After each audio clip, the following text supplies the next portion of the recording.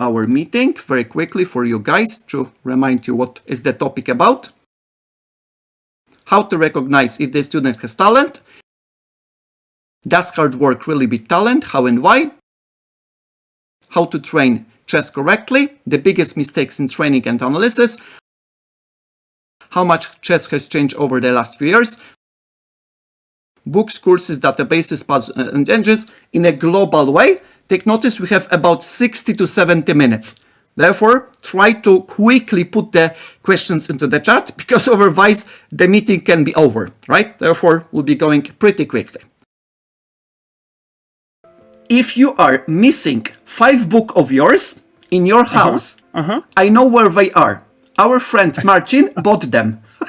Oh, really? Yeah, because I told him that we'll be having you as the guest, and Marcin says, tell Cyrus that if he's looking for the 5 books of him that is missing, I have them on my bookshelf.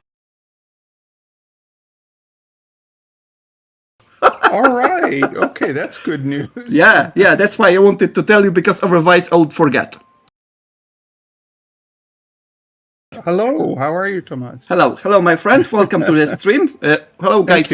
Thank you very much for being with us. We have a special guest, our friend Cyrus Lakdawala. I told you guys that our friend Cyrus is so fascinating guy that will be sharing a lot of stuff. And we have some of the questions that we prepared. And at the same time, I'll be trying to, let's say, put them from the chat at the same time. Is that okay? Absolutely. Lay it on me. Lay it on me here. The first question, a little bit like jokingly as well. Did you checkmate all of the London doctors that tried to get to you into the hospital? No, the London saved my life. I think it was the London that actually saved my life. And a little bit more seriously, how is your health, if I can ask? It's better. I had a heart attack exactly 2 weeks ago today. So, but it was mild. It was not like a like a major one. So can we say that you just lost the pawn? Can we just use this analogy? You just lost the pawn or sacrificed? It was bad for a few days. I mean, I was in the hospital for 4 days. I was in intensive care for 2 days. But I had 2 completely blocked arteries, but they stented them, so they're open now. So, but my diet is completely changed. No more dairy, absolutely no more dairy. No meat, no dairy, just crappy food for the rest of my life, you know. Maybe I'll just give a little bit of joke, because our friend Beck McFries is just loving chicken nuggets. Probably you'll be off this one, right? I can eat chicken McNuggets. Now they have those Impossible Nuggets, which are they have no chicken in them, but they taste exactly like McDonald's McNuggets. I mean, they're very those you know, Impossible meats are pretty good. They're very close to the real thing now. Okay.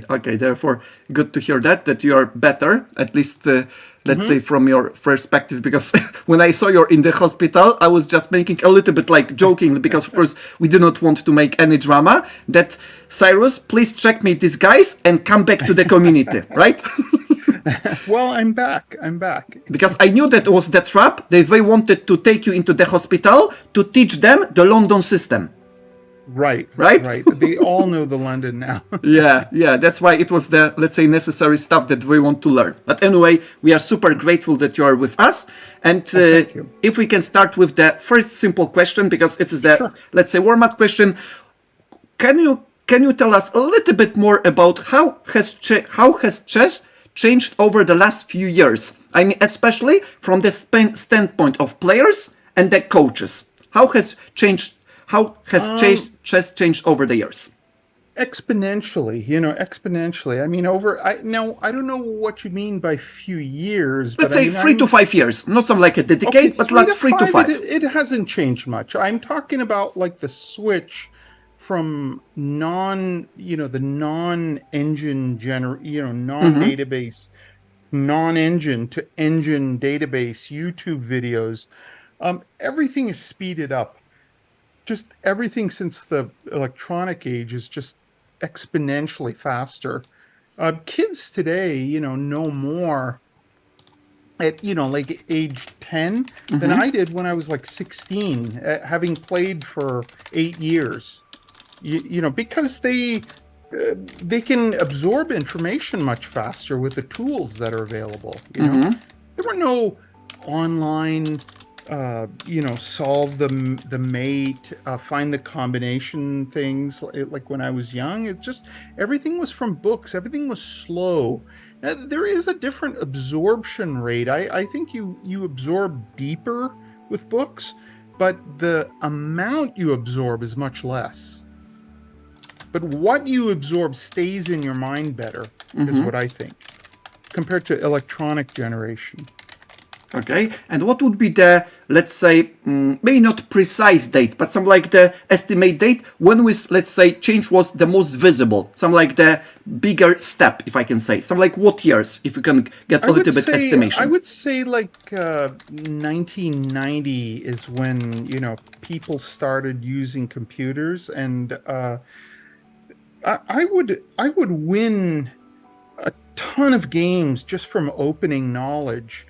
That is gone. Okay, that is, in the pre-computer era, that is gone. Now even like players that are 1500 know theory. They know basic theory. They've gone over enough games where they don't do something really ridiculously crazy like they used to.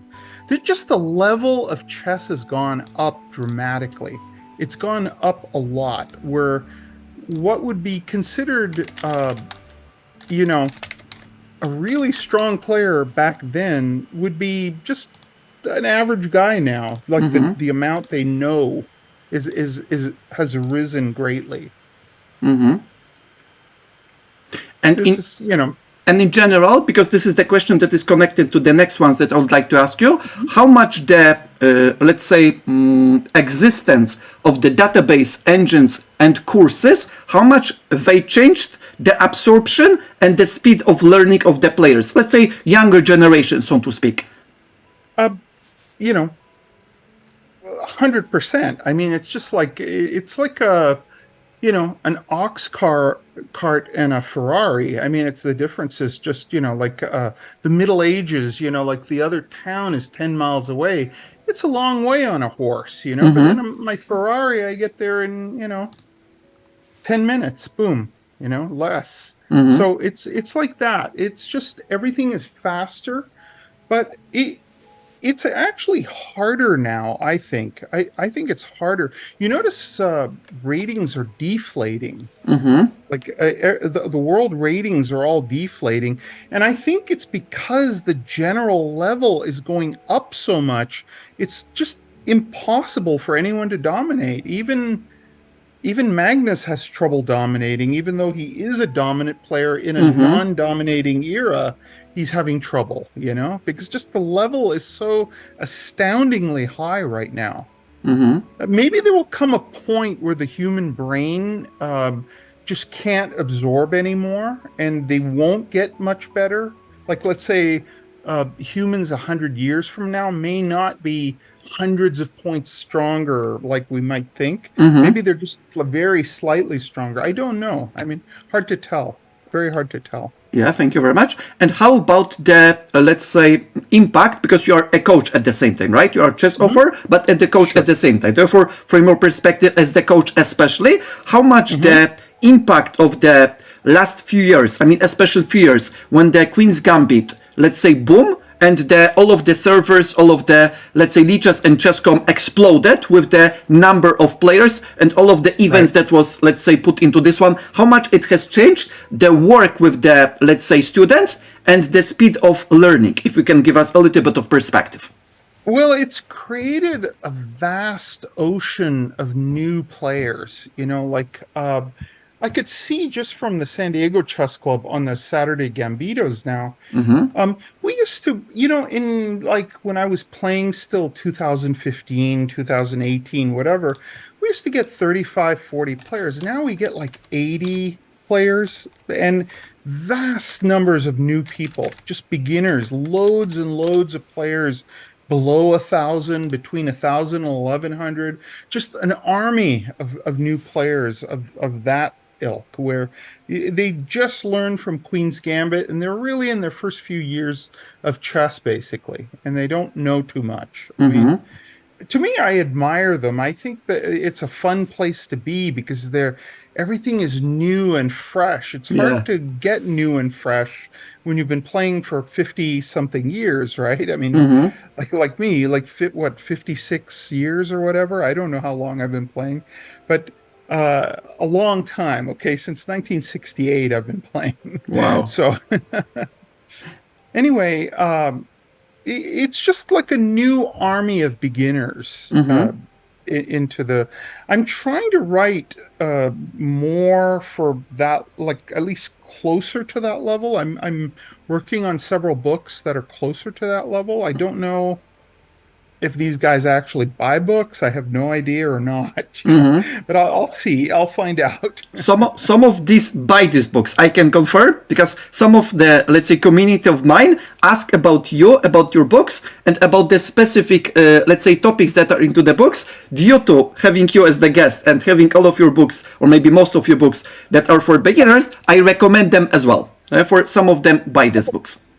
My books are not for beginners. They're really for like 1800 level club players mostly. I But rather mean I I'm rather gonna mean move. the books that are, let's say, a little bit more general. For example, chess for Right, hawks, right? I do not mean specialized books, but rather chess for right, hawks that they give right, a little bit bigger perspective, right? How you can look right, at the right, position, maybe this right, way. right. That's more like a look at your trying to examine your own style, that book. But I am writing.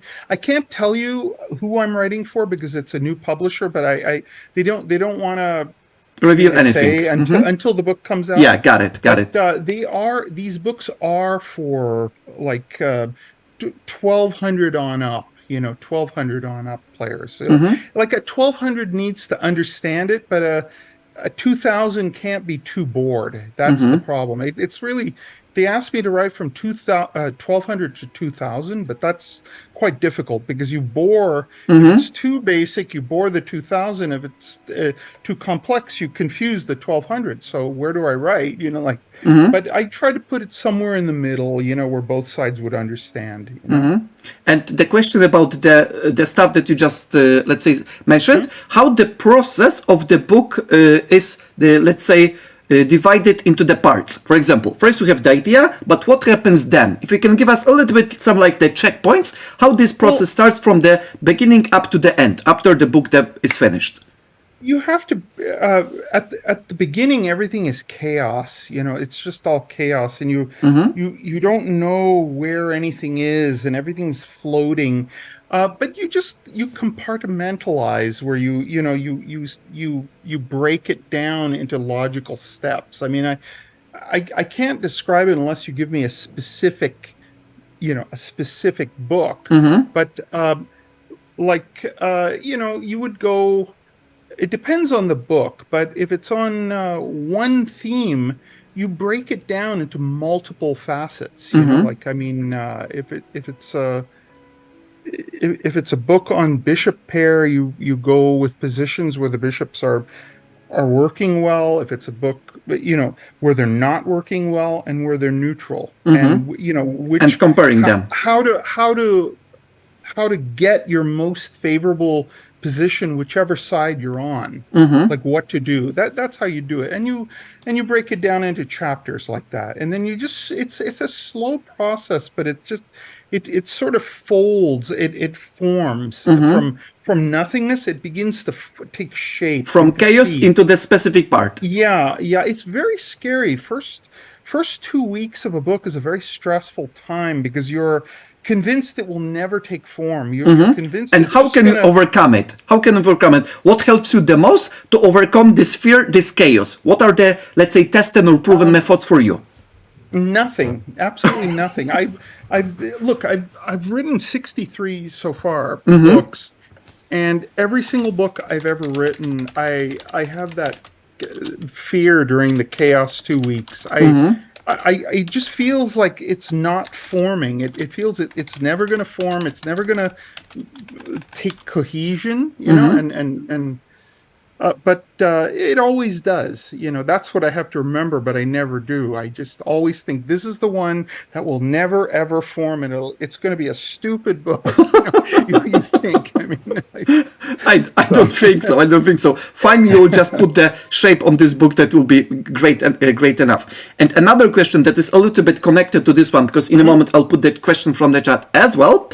How the process that you are creating the books is, let's say, put into the specific topics, but from the perspective of, for example, if you are just reading, watching, listening, thinking about the topics, do you categorize them in a future books? Or there is some like a strike by the, let's say, idea that you say, okay, this must be written because there are a lot of mistakes due to the coaching stuff that you saw with your student. How the ideas for the books come up? It is sudden. It is sudden, and I have a file of book ideas. I've got about 100 book ideas. Now, of course, I won't have the lifespan to write all these books, but I'll pick the ones that I think are the most cogent for the time.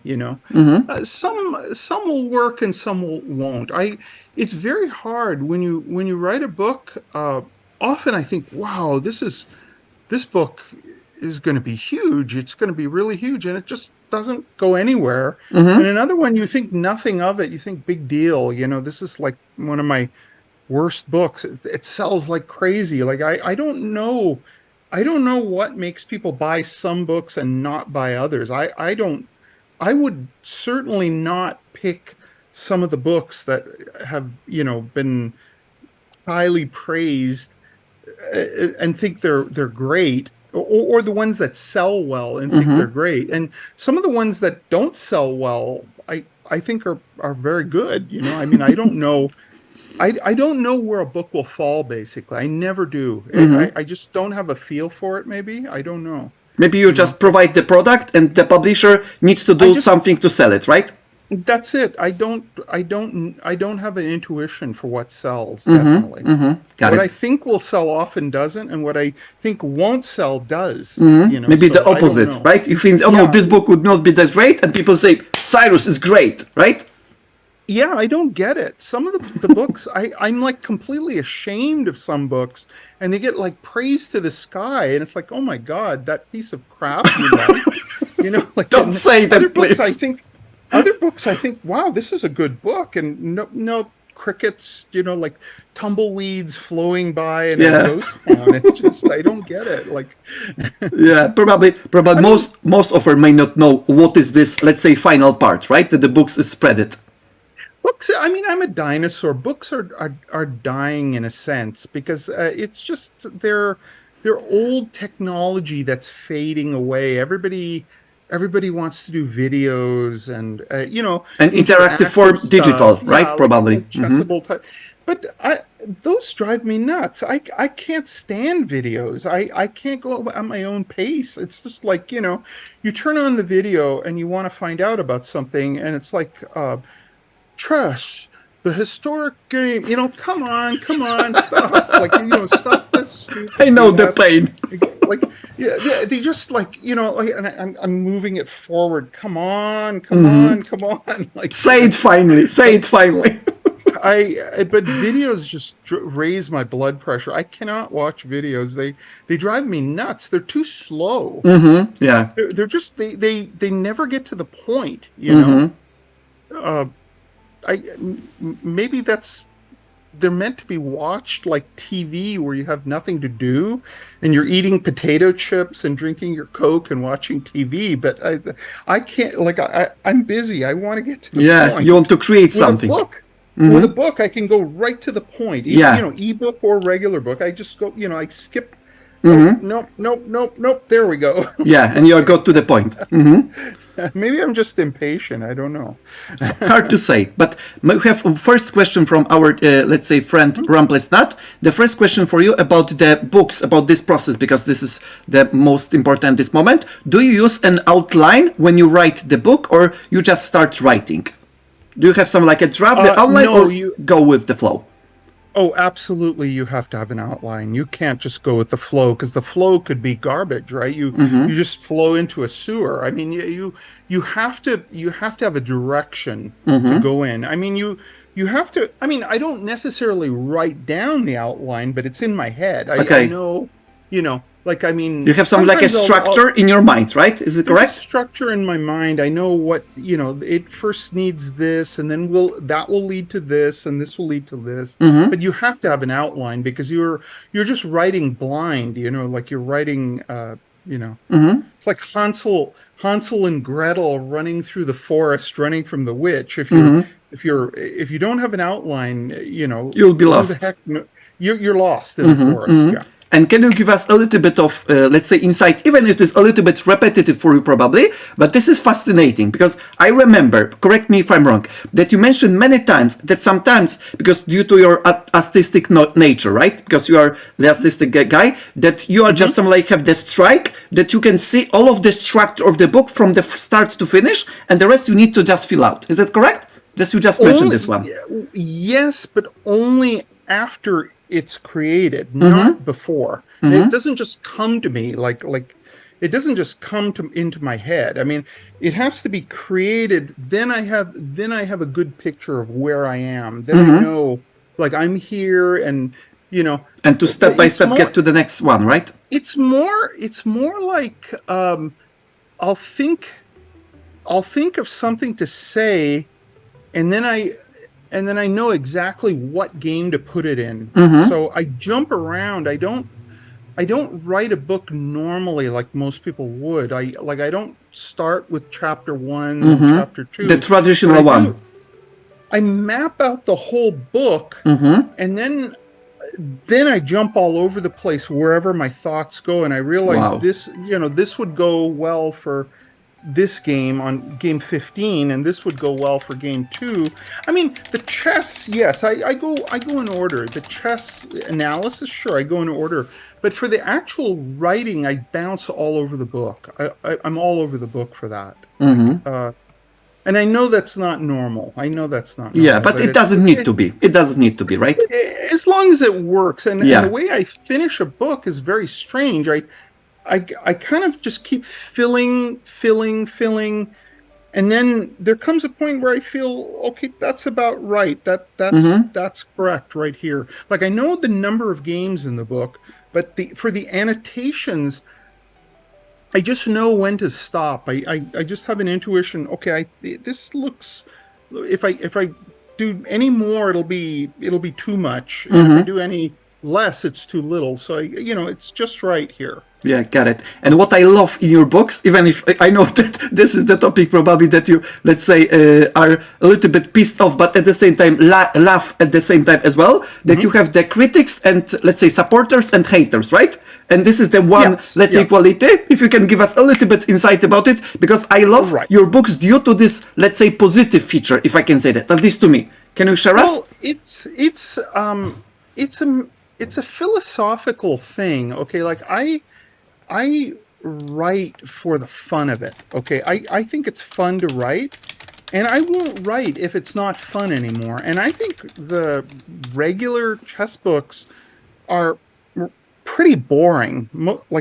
Most people, I mean, the chess is fine. It's good. It's good. I like the chess. I like the analysis, but it's like I want to see some color. I want to see images. You I need to want to enjoy it, see. right? Not just study I rigorously, want but to. enjoy it. I want to read a chess book like I would a novel, you see. Mm-hmm. And that's how I write my books. I write my books with a lot of imagery, and people find the critics find it distracting, or they think I'm showing off, one of the two. Mm-hmm. They say both, it's distracting or he's a show off, Mm-hmm. um and like he's rubbing it in our faces that he can write. You know what I mean? Like he's showing you he can write, and he's putting it in your face. That's Putting what they finger say. on you But and showing you that yeah, he's better. but they don't understand. I write because it's fun to write. Mm-hmm. I appreciate and I write for my fans. I know there's a portion that don't like my books, and that's fine with me. Don't buy them. Mm-hmm. You know, stop whining about them. Just don't buy them. There's a really easy solution. If you don't like my writing, don't buy my books. Buy someone else's, Mm-hmm. And if you like my books, buy my books or read my books. It's just, why is this such a controversy? Why is this so tough to just don't read them if you don't like this writer? There's lots of writers I don't like whose styles may not fit with you. irritate me, bother me, whatever. You know what? I don't write 1 star. Oh, this bastard, 1 star review. Oh, 1 star for you. I hate you. No, I just don't read the guy's books. I know what his style is like, but there's some.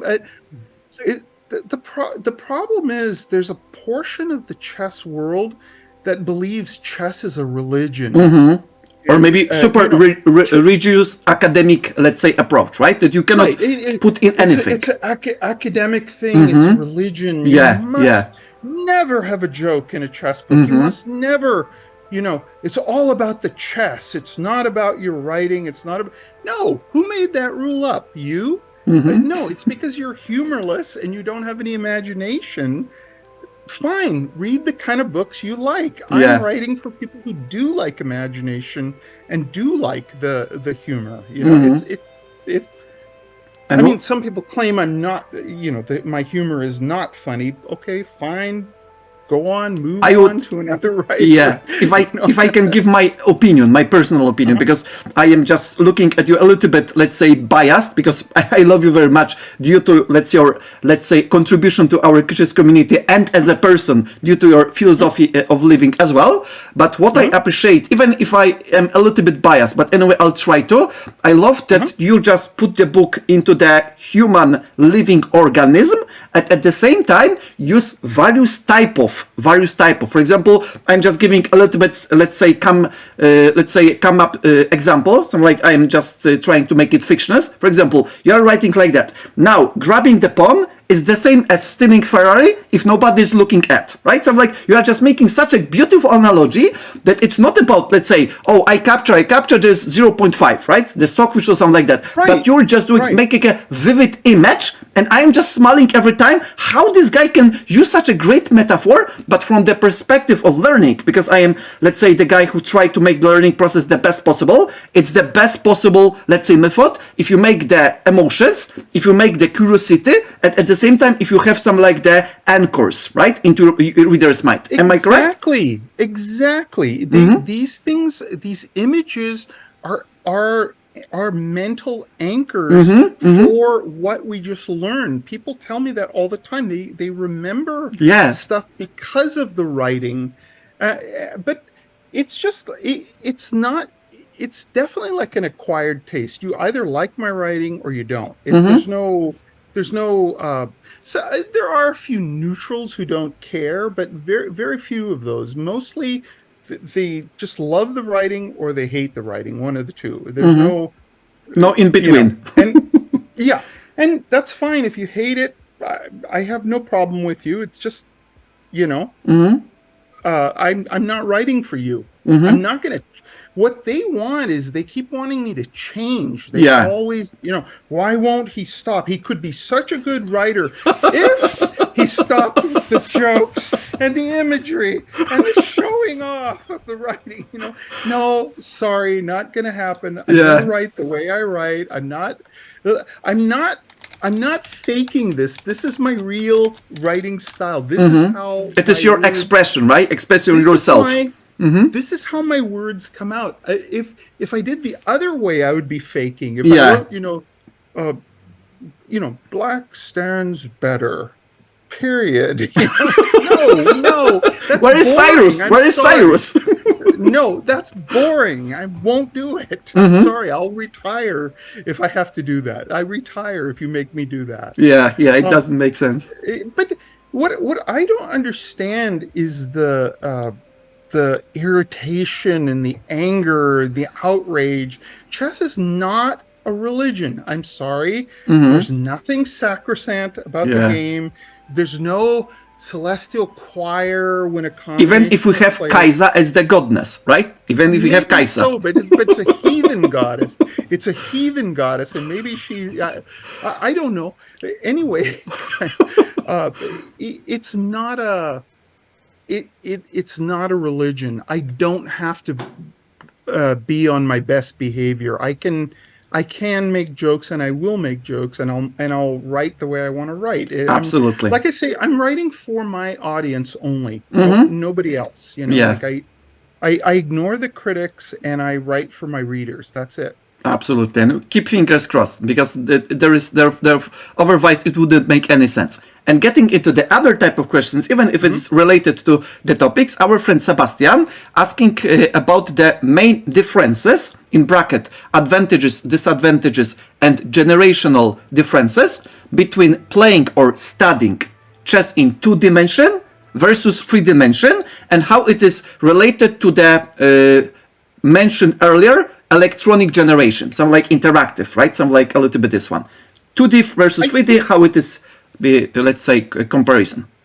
I think I studied most of my life on a real board with a book next to me.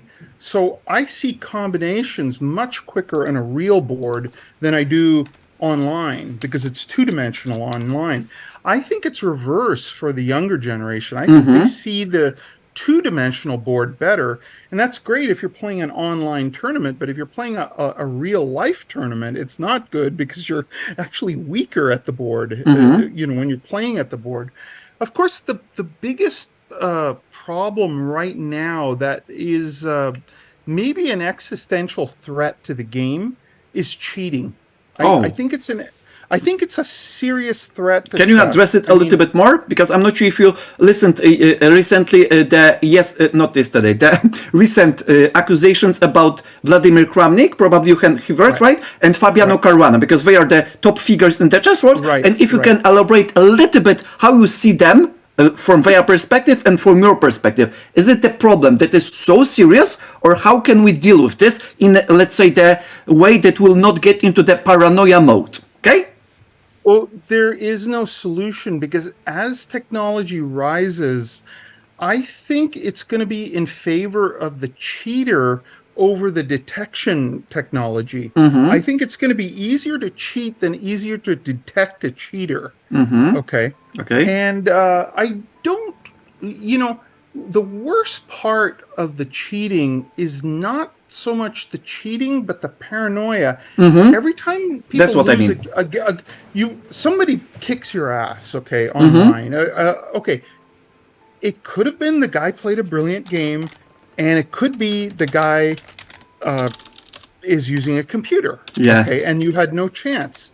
Um, that's the problem. You just don't know, and like if I want to cheat, okay, um, I think I could beat the cheat programs. Honestly, I think I could beat the cheat programs. You know why? I'm not going to follow. It's the people that follow every move of the computer that get caught. Okay, what if I just you know went to critical points? I'm playing normal chess, and I'm using one move every six of the computer's suggestions, but I'm not using that. Okay. But at the critical point, the computer sees a combination. I use it. Okay. Then I use the combination. Now, how do you know they accuse you of cheating? Well, what do you mean I cheated?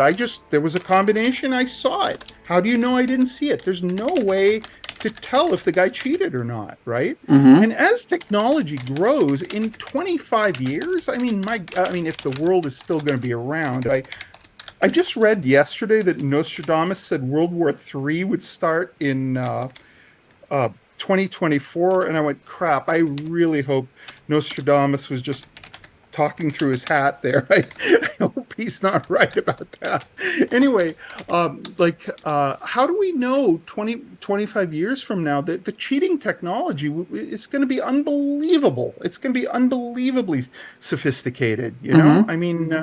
Maybe they'll wire people for heartbeat. I don't know what the future is going to be. I don't really know what it's going to be, but the cheating takes a lot out of the game, and it's getting to be where people can cheat in real life, not just online. It's Over the easier board. online. It's easy.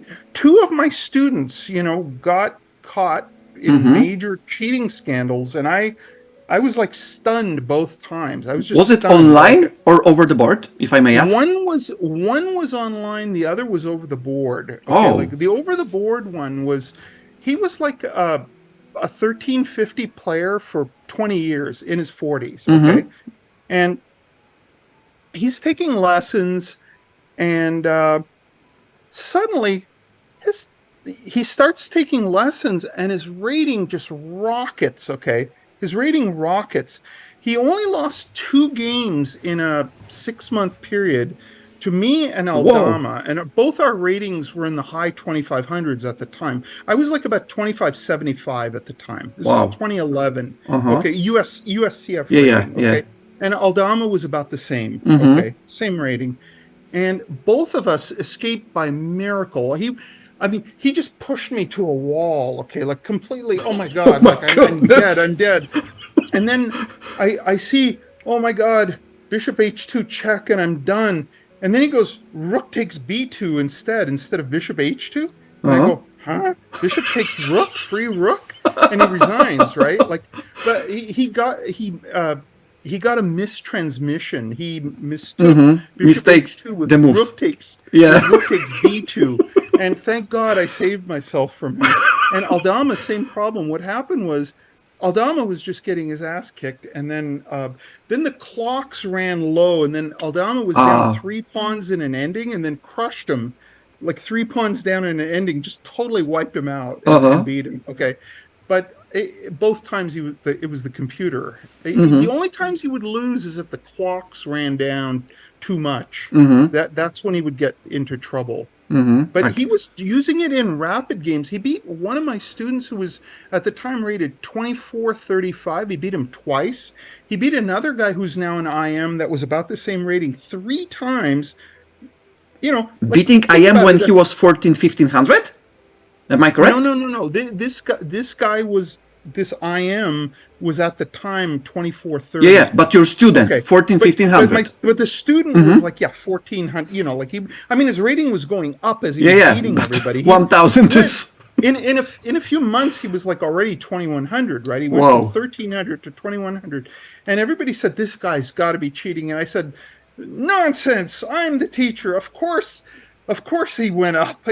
I'm such a brilliant teacher. That's why he did it. And then, oh shoot, he got caught. No, maybe I'm not such a brilliant teacher. Maybe I'm a fool who didn't see. Or maybe you are a brilliant teacher, but he has the flaws of character. Maybe both is correct, right? Flaws of character. The problem is he won thousands of dollars. He won thousands of dollars in class prizes during that time. He went to big tournaments, kept winning all his class prizes, Got it. But he never paid that back. He just, he sort of just got kicked out of chess, basically. But it's a big problem because essentially amateurs are offered thousands of dollars in prizes. Like here's the World Open, $10,000 for under 1600. Well, it's a huge money. Gee, maybe I'll cheat and make myself 10,000, right? So it's very tempting. It's extremely very tempting. And another question we have from the chat, of course, about this topic. Is this topic, whenever we just start this topic, is I'm like, all of the people who are lurking are putting into the chat. Thinker teacher, ask Cyrus about this, and this is the list. I'm kidding a little bit, of course. Sebastian asked about this process, about the paranoia of playing against cheaters. Is it more related to the value, more results over the enjoy the process? Value or enjoying the process? Which one is I think more results-oriented people take their losses very hard, okay? And if you lose to what you think is a cheater, you get very angry. People get very angry. I'm past ambition. I'm way past my prime, okay? I'm an old man now, so I'm not I don't know what my strength is. I have no idea what my strength is right now. I retired in 2019 with a USCF rating of 2492.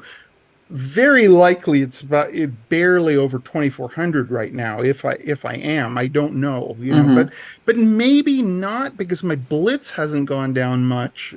Because I think it's because I'm so immersed in chess. I just see chess all morning till night. So Yeah. it's like I'm You are studying immersed to more chess than, as much as possible. because of writing chess books and teaching. I'm Mm-hmm. looking at a board all All day the long. time.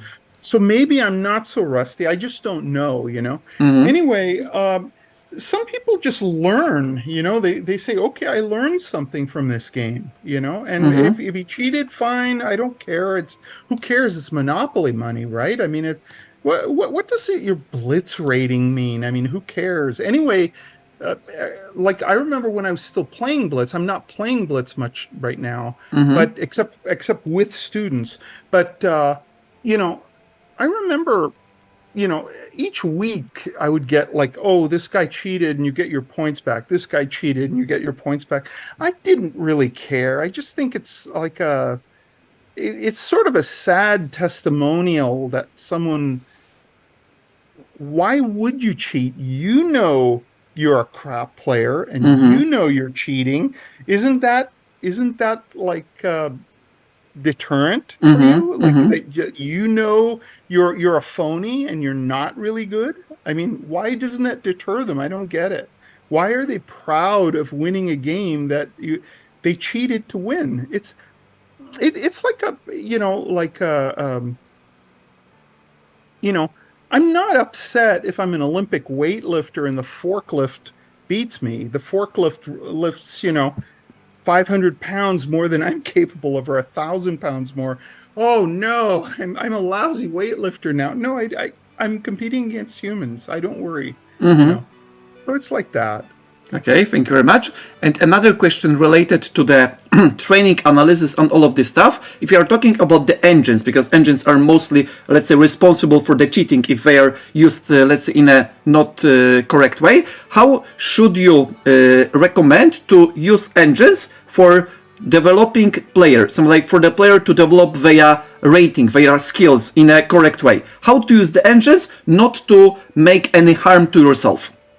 If The you're not engine, professional level, so like below master level. the engine is your ticket to masterhood. Anyone can be a master. I really think this. I mean, if you can go over 1,800, if you can hit 1,800, you could be a master, is my theory. Okay, here's how you do it. Okay, you need a really powerful opening repertoire where you're always going to get a good position. They're going to have to beat you from your decent position. You never get a bad position. And the way to do this is, let's say I want to learn Sveshnikov Sicilian. Okay, I go through each line. I want to play it as black. Okay, so I'm always going to play the engine as white. Okay. And I'm going to play this one variation, this, tabia position, main line, and I'm going to play 25 games against the computer. Of course, the score will be engine 25, Cyrus 0, right? I mean, And I by the need way, all sorry for 25. interruption. Do you set up the engine on the same level, the most powerful one, or maybe slowly, let's say, increasing? For example, 1600, No, 1800, 2000, or the most powerful? of course, most powerful. Why would you want to play a weaker engine? I mean, you want the engine to demonstrate exactly why what you're doing is wrong. And if you play 25 games against the engine in one position over and over and over, uh, try then, okay, playing that same position with the other side, now with black against the human will Will be play like a shocked. fool. He'll Uh-huh. play like a fool. You'll go, oh my God, this guy's a fool, but he's not. It's just because you played 25 games against the engine and suddenly you know things you didn't know before.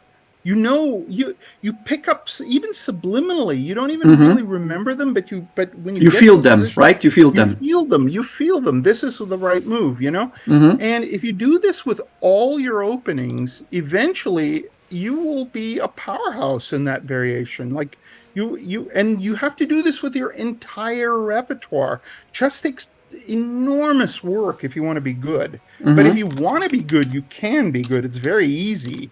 It's extremely easy. You just read all the books you can in that variation, watch all the videos you can in that variation, and play your computer endlessly in that variation, but always from the other side. If you're going to play black Sveshnikov, you only play white against the computer, and watch how the computer plays your side. It will just absolutely show you how to play it. Okay, thank you. I mean, Okay, thank you very much. And if we are talking about the engines, with the engines, there are at least databases and at least puzzles, right? How could you recommend for, let's say, players below master level to work with the puzzles, especially the puzzles that we have, for example, at Leeches, right? 3 million puzzles. Right. And the databases, especially, let's say, the opening and the end game databases, right? Because, for example, there is the online databases that is can show you if the position is, for example, from the end game, right? Up to 7 pieces, right? It is winning or drawing and all of this, let's say, stuff. How we amateurs or strong amateurs should work with the opening and the end game and the puzzles with the, let's say, electronic devices, electronic databases. I don't think the endgame table bases are all that valuable. I as a learning tool, they're not very valuable. I think, like it's like, something like encyclopedia. Knight. Pardon me? Something like encyclopedia to just be sure about the outcome, right? Yeah, I mean, it's good to know that it takes 2 bishops like this many moves to beat a lone knight from, some given position, but you're not going to get into these positions enough where it'll make a difference.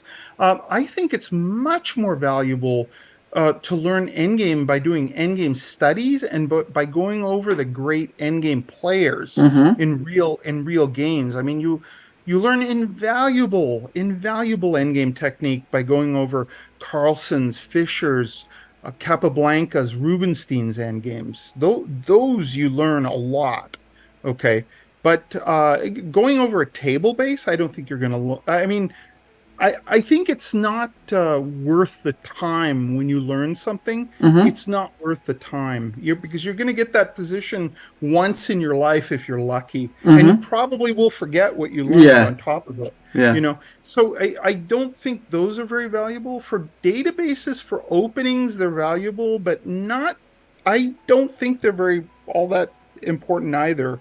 I think just the engine is important, but not databases. I mean, if you want to learn your opening deeply, it's good to know the book moves. But I mean, at the club level, not important. I mean, all that's important is for you to be a master of your openings, know every tactic that flows out of your structures, and play your engines and go over tons and tons of games from that opening. That's the way to do it. But endgame studies are different. They will teach you every facet of chess: planning, calculation, combinations, startling tactics. I think they're one of the most valuable tools in chess. Endgame studies and mate and 2 puzzles, very potent too for learning and learning tactics. And of course, just regular online tactics. They're good too, but they're not. I don't think they're as important as endgame studies and mates in 2. But I think I'm in the minority there with that opinion. I think most people think online tactics are more important. I don't. Because why I'm especially, let's say, curious about the puzzles, because let's say 25 years ago you just had the puzzles either with let's say a micro portion of, let's say, chess database, something like from ChessBase, right? Some 100 puzzles, maybe 1000 puzzles, maximum of 2000. And nowadays, for example, from Leeches, we have close to 4 million puzzles, and they are organized to the themes and topics, right? And therefore, I'm curious if we can use it. Some like, for example, if your student is missing, let's say, forks, do you, let's say, have the recommendation for the student to work for forks for a week intensely? Is it something like this? Yes, exactly. I think it's a useful thing to work puzzles in one category. If you do that, your pattern recognition improves. It gets better and better. This I'm convinced of. Yeah. Okay, thank you very much. The puzzles are very important because when you play a guy equal to you, and now everything is rapid, right? Everything's rapid game. The way you win is you get a knockout combination in the time scramble. You see the combination, the other guy doesn't. If you're just a little bit sharper, you win the game. That's all it takes. Yeah, I have it from my experience. I can confirm that you are correct. Yeah, yeah. One of our, let's say, new viewer asked the question. First of all, I'm quoting. First of all, thank you very much for contribution to chess, Mr. Lakdawala. My question. Thank you. You have a unique perspective as an author who has to organize books. How do you organize your workflow as a player? Organize your Workflow as a player. Of course, when you were active player, right? Because now probably you're not that much active. When I was an active player, okay, I placed a lot of. I mean, you have to do everything. Okay, there's nothing that you can't do. You can't have any missing components. But okay, here's what I did. I would work on physical training. Okay, like 2.5 hours minimum day in the gym. Okay. Because I know that if you're a little more alert in round 6 of a weekend tournament after playing 3 full days, if you have a little more energy, you win. Okay, so it's very important. I played into my late 50s with a pretty high level, still around 2,500, you know? And I think the reason I could was because I worked out intensively. I worked out. You know, I would swim for an hour and a half. Then I would do an hour of treadmill, you know, that same day. Or I would do 2 yoga classes and then treadmill, you know, like I would sometimes do over 3 hours in one day. But you believe it or not, your body gets used to it. And when you play in tournaments, you're just less tired than the opponent, who's your same age at least, and you can keep up with kids who have a lot of energy, you know. But okay, so you have to look at the physical component. Then secondly, like I said, I already explained this. Master your openings and play the engine over and over and over from tabia positions in your opening until you have a feel for it, like a real feel for it. You should feel that you have to have the feeling that if you get someone in that position, you could beat anyone in the world. Now, you're not going to beat anyone in the world, but you have to have that feeling like you can. That's when you feel like you know it well and the self-confidence can rise because you just played against engine, right? Nobody can beat the engine, therefore self-confidence may rise as well. Humans will feel laughably weak when you play the engine a lot of games in that position. You'll go, oh my God, you know, the human will just keep making inaccuracies, right, that the engine never made, and you'll pounce on them because you'll know how to exploit that. Because you made the same inaccuracies and then the engine squashed you. Yeah, beat you. You know? So, you know, I think it's very good to know chess history and go over the great players of the past. I think it rounds you out. Carlsen is the only one of the top players that I know of that thinks that's important, but I think it's very important. To know you need to see a progression of how chess evolved. I think it increases your understanding of chess, and you get to see different styles. Another thing you could do is find a player that you completely connect with stylistically, okay? And then go over all their games, and especially annotated games of this player. Like for me, it's Capablanca. Every time I studied Capablanca, my rating would go up automatically. You know, my own moves became smoother and cleaner somehow, just subconsciously. I don't know how, but if you do that, find the player you play most like, a great player that you think you play like this guy, but you're sort of the guy's mini-me, where you can replicate that, right? Yeah, you're like an inferior version of the great player, you know. So that's what that way is, I found, very effective. You know, you could and it can be done with an opening. Like when I played King's Indian in my foolish youth, I played King's Indian with black, and I would go over all of Kasparov's King's Indians and all of Fischer's King's Indians, like just every game they ever played with a King's Indian, you know, in the 80s. and it really helped. It really helped. My understanding got better than most people that I faced when, even people who were stronger than me. I felt like my understanding at least was stronger. They might beat me because they outcalculate me later, whatever. But I got really good positions because I understood the finesses. That's another thing you can do. And the last thing is, it is important to go over some great endgame players. I think but you don't have to do that. If you can substitute endgame studies, are just a potent way to get better. Even if you never get one right, okay, you're a 1200 player. Your score after 100 endgame studies is 0. If you go over 100 endgame studies, try to solve it. Give yourself 5 minutes. If you have no clue how to proceed, just look up the answer, look it up. That's all you need to do. And more unbelievably deep patterns will enter your internal database. That's a good way to go. Okay. And one more question that was a little bit earlier that I wanted to, let's say, briefly address if you could. Would coaches from non-electronic generation often overlook to coach the moral or non-cheating side of the game, or that side in general terms? I'm not understanding the question. Okay, maybe I'll just put it in a simpler manner. Okay. Are the coaches from the pre-generation, let's say, electronic era, can spot the players who is cheating with the modern devices based on game analysis? You got the point?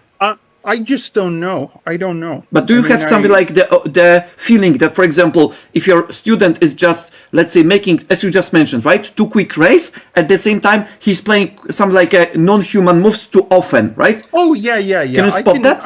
I catch them all the time. I mean, some student that's rated like 1800 or something, like we play, and suddenly he just kicks my teeth in. 25 moves, I'm bleeding, and I'm on the ground. My position is completely small. Then I turn on the computer and I go, okay, he's cheating, and I bust them.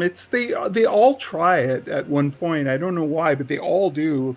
Almost all of them do. Like I would say 75%, 3 out of 4 will try and cheat at one point. They get caught a few times and then they usually stop. Some that don't stop, I kick them out. I've kicked out a few students. If they're chronic cheaters, I've had it. You do not want to deal with them. Yeah, I get tired of, like I remember like one student, beats me like 5 in a row. Like, it's like my rating is like close to 2,600 and he's like 2,100. No, I think you're cheating, dude. Sorry. I'm not going to lose 5 in a row to you. Yeah. Especially inhumanly powerful. And you feel it, right? You feel it, that it's like a squeeze. You feel the power. You can feel the power. Like, oh man, that's a profound move. Wow. You could just feel the power. Yeah. You get a feel after a while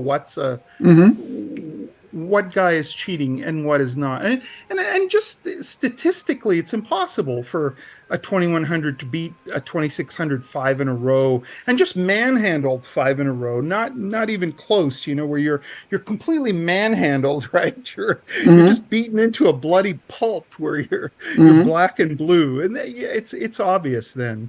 Luckily, just these kids are not so subtle. Like if they did that technique of 1 every 6 moves, where they would be very close to me. Then suddenly he'd win one, I'd win one. I'd be suspicious, but I wouldn't be able to put my finger on it.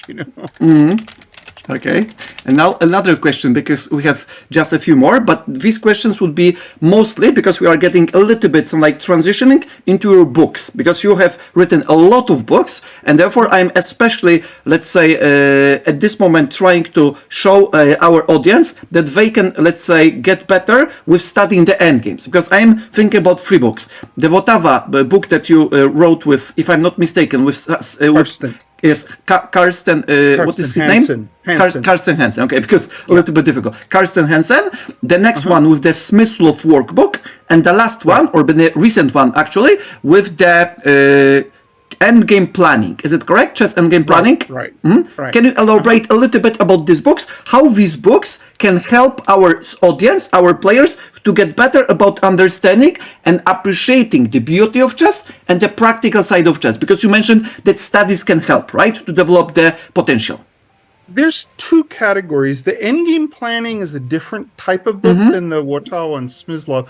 Watawa and Smyslov were two of the greatest endgame composers of all time. And Smyslov composed the way he played chess, very harmoniously and very beautiful and elegant. Like his problems were very beautiful and elegant. Watawa is more like a shock treatment, like just like you look at the move and you go, that's impossible. That's insane.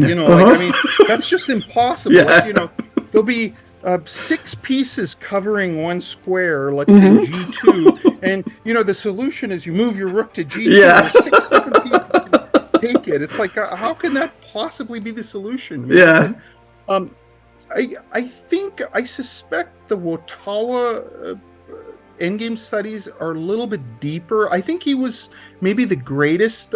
I mean, everybody has a favorite. Some say Kasparian, but I've looked at a lot of composers, but I've never found anyone like Watawa before. And one great trainer, Mark Dvoretsky, his book and my book, Chess for Hawks, tied for instructional book of the year that year. I believe it was 2016.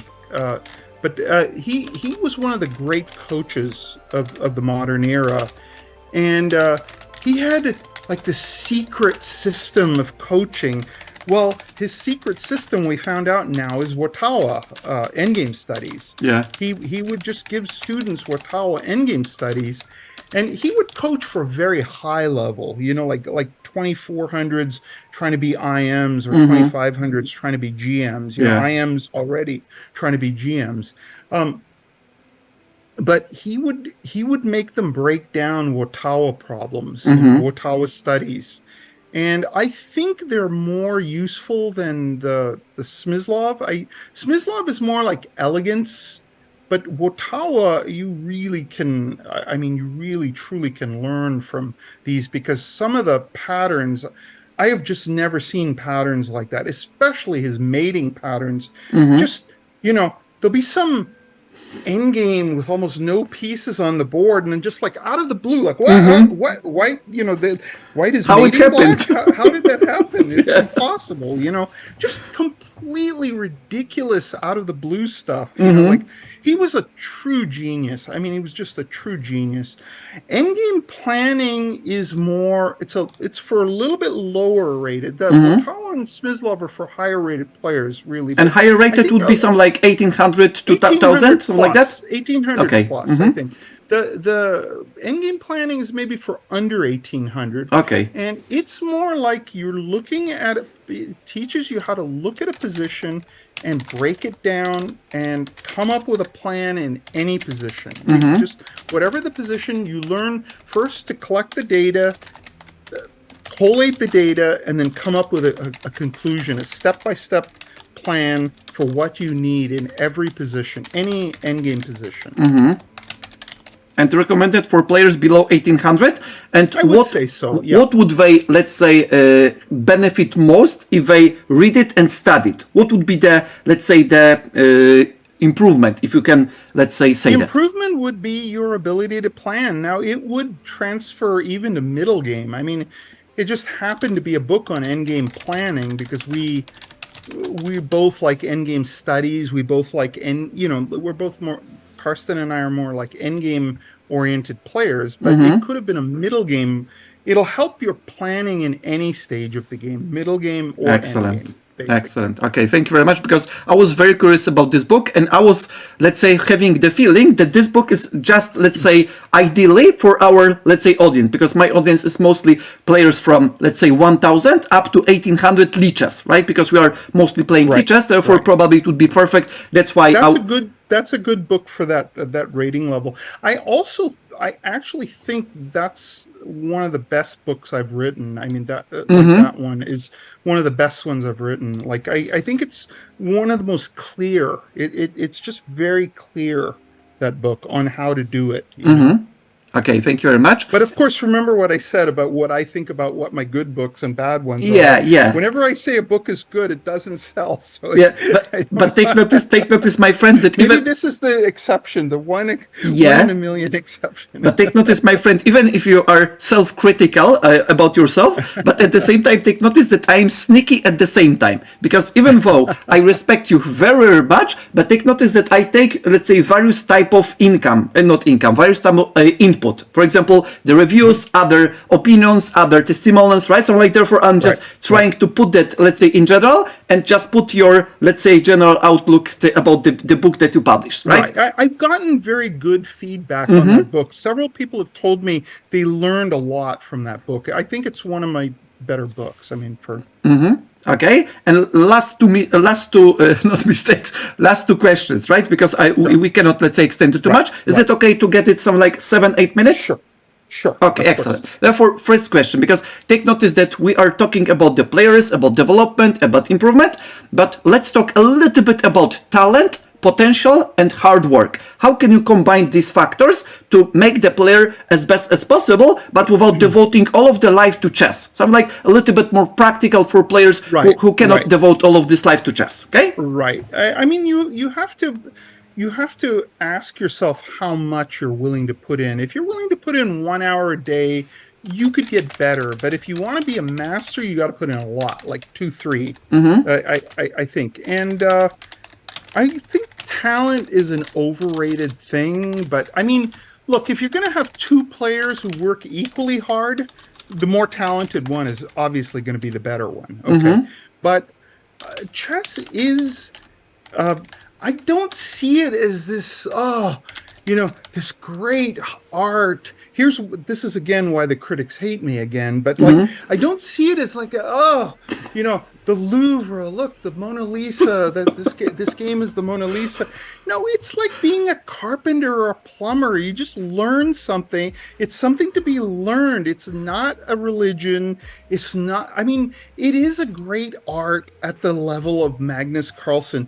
It's not a great art at the level of Cyrus Lakdawala, like, a crappy IM. Like, no, it's not a great art. It's just that anything can be learned. If you work hard enough, you can absorb it and learn it. If you want to be a plumber, you don't have to have incredible plumbing talent. Oh, he's a natural for plumber. No, you just learn to be a plumber and you're a plumber, right? I mean, there's going to be better plumbers and inferior plumbers, but you could still be at a professional level and be a plumber by learning plumbing. I don't see how being a chess master is any different than being a plumber or an electrician or, just something that needs to be learned. You're not going to guess how to be an electrician. You're going to have to learn it. And it's just, you learn something and then you do it. That's it. And if you systematically, I have my autobiography coming out next year it's really on my training techniques, but they wanted an autobiography, but I'm too embarrassed because my life has been too boring. So I mainly made it autobiographical, but about my training techniques. But that book, I beg people to buy. When it comes out, I'm begging you to buy, because I gave out every secret I have in my life. I gave it in that book. Okay. If I can ask one more time, what is the title of the book? Because they're going to call it Becoming an IM. But is it the book that you will be publishing soon, if I may ask? It's going to come out probably in spring of next year by Everyman. Okay, excellent. It's called Becoming an IM. Becoming an IM. It's basically, they wanted my autobiography, but like I said, I can't write an autobiography if my life has been so dull. So I just turned it into a training manual, basically. Yeah. It would be like an autobiography of an accountant. I mean, like, accounting is a great profession, but people don't want to learn. I went to the office, I ate a tuna fish sandwich, and then I did some accounting. It's like, that's my life. So it's like, And the question about this book, just briefly, just let's say bullet question. Is it going to be published at Everyman Chess? Is it the same publisher? Yes, Everyman. Yeah. Okay. Okay, excellent. This spring. Yeah, this Yeah, spring. this spring. Excellent. And two more questions very quickly, this time a little bit bullet one. The first question about your upcoming books and plans for the future, except this book. Something like, what kind of projects or what kind of books are you going to publish for what you can reveal? Because there could be the contract, therefore not to breach the contracts. Well, I'm doing a few with Karsten. There's one coming out on Ding. I don't know how that will sell because Ding hasn't been exactly especially his health problems, right? Active. Active world champion. He's been sick, but I don't know if this book will sell because and it's not my fault. It's Ding's of course. But okay, I mean, I wrote the book and Karsten is going to produce it and we're going to put it out. But anyway, there's a book, that book by Ding. There's book on what's his name, Matheson. God, I'm going senile. I can't remember the composer's name now. Anyway, Matheson's Endgame Studies. Okay. It's just an endgame study book. It's coming out. There's one coming out on the Damiano. These are all next year or sometime next year, you know. The Damiano is a variation of the Petrov, which was considered a trap Black fell into. But top players are now playing it. It goes e4, e5, knight f3, knight f6, knight takes e5, knight takes e4. And queen e2, right? Looks like Queen e2, Black resigns. No, actually not. It's an amazing.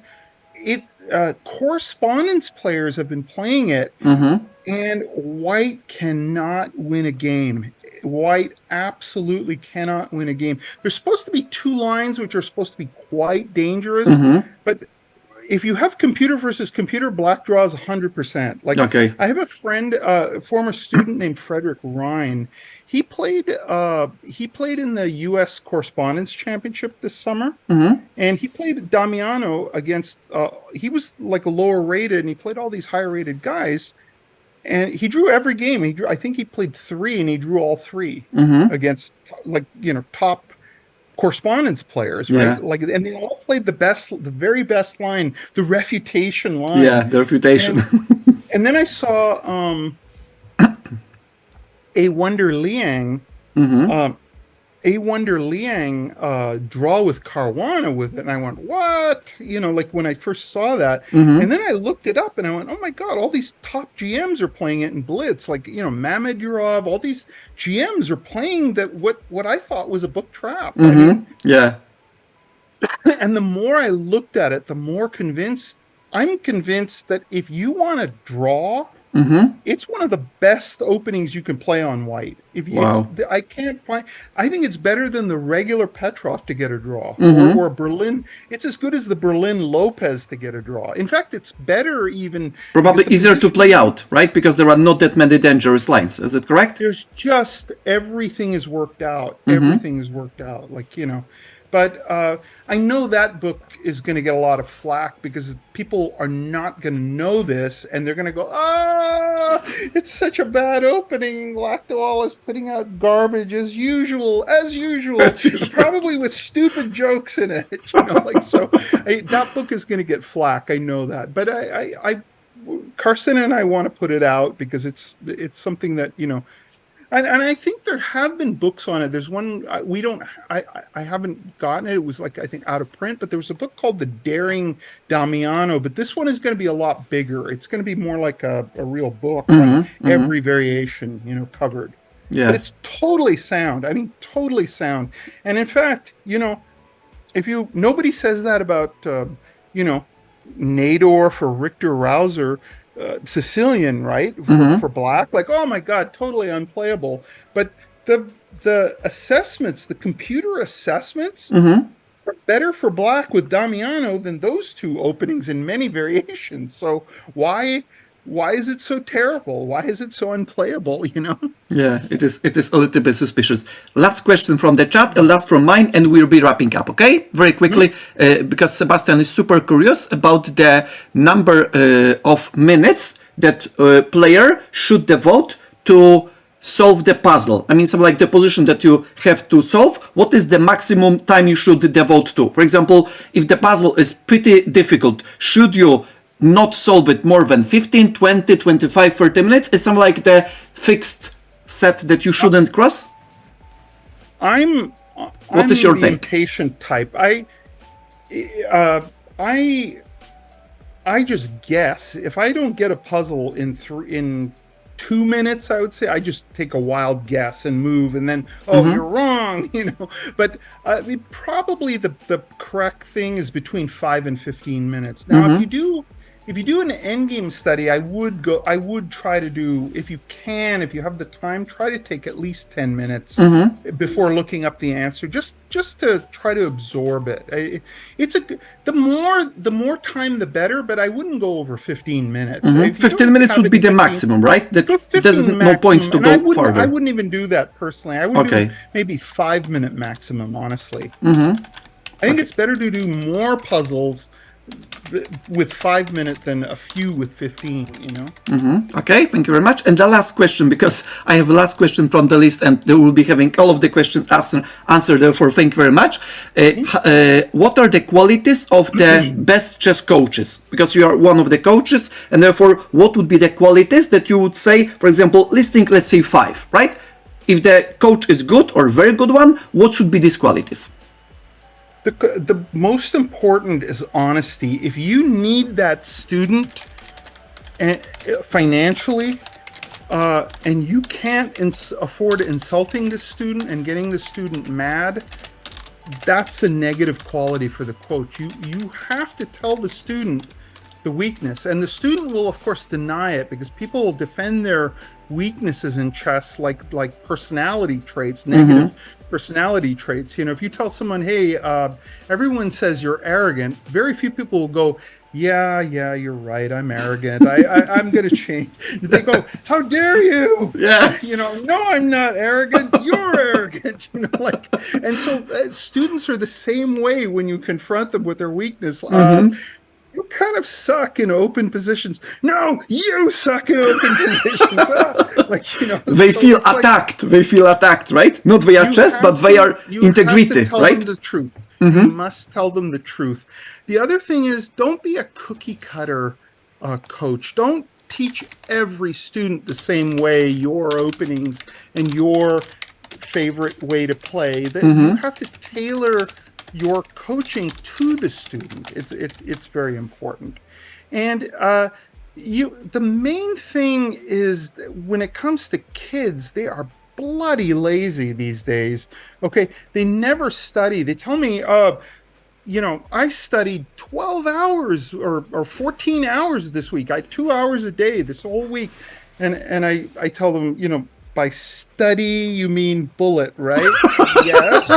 No, then you studied 0 hours this week. Study is study. The study is different from bullet. It's important to play because it's good to test your the skills and ideas. Games. But kids these days play way too much bullet and blitz, and they study hardly at all. They hate it, because it's a lazy generation. I hate to say it, but it's a pretty lazy generation. They never go anywhere near a book. Forget it. And they'll maybe watch a video if you beg them. But the more they study, the better they're going to get. So if you can talk them into that somehow, convince them that to like study. You have to get them to like study, but that's a very difficult thing to do. Probably it should be brought from the beginning, from when the child is born, right? To slowly integrate into this one. I think so. Right? Yeah, I just this activity to study. I mean, ever since I was a kid, I liked it. I enjoyed it, and those turn out to be the best players. The ones that do study from my kids, the ones that have become like IMs, always love to study. Okay, but the lazy ones, they can still rise, but they don't go to their full potential. They never go to their full potential. If I think this guy could have been an IM, but he ended up at 2330, it's because he was lazy and didn't study, as much. Being polite, do not ask me about my rating, okay? I won't do it. And And you have to not ask me about my actual strength. There is no question from both of sides, right? I'm not asking you, you're not asking me, and I can invite you any day that the next meeting will be. Is that okay? Sounds great. Sounds great. Okay, my friend. It was a fantastic meeting. Tomas. I'm super happy that you accepted the invitation. You just shared a lot of great stuff and answered all of the questions from my list and from the chat. We are super grateful. We are keeping fingers crossed from all of your, let's say, stuff that you are contributing to the community, and at the same time to your health. And please do not teach. So much. Just one request, begging you, not just asking, begging. Do not teach too much doctors about the London systems. Ask them to buy the course or your books. That's it. You know my theory, right? All doctors are big chickens. Because they have to be. They can't just go, let's try an experiment and take out his liver and see what happens. You know, they can't do that, right? So they're very conservative because if they make a mistake, the patient dies. It transfers over to their chest. So every freaking doctor I've ever taught, he plays London Collie with white, Kharkon Slav with black. I'm not joking. It's the truth. God's honest truth. This is the truth. Yeah. Every doctor, okay? Okay. Thank you very much, my friend. I keep fingers crossed on your health, and we are just, let's say, meeting the next year after you just put a little bit more about the market. And I just told the chat the book that your autobiography, and when you publish this, we'll be having you obligatory. Okay. Sounds good. Anytime you want, I'm on your show. Okay? Absolutely. Thank you very much from the heart. Thank you so much. Have a great time. Take care. Bye-bye.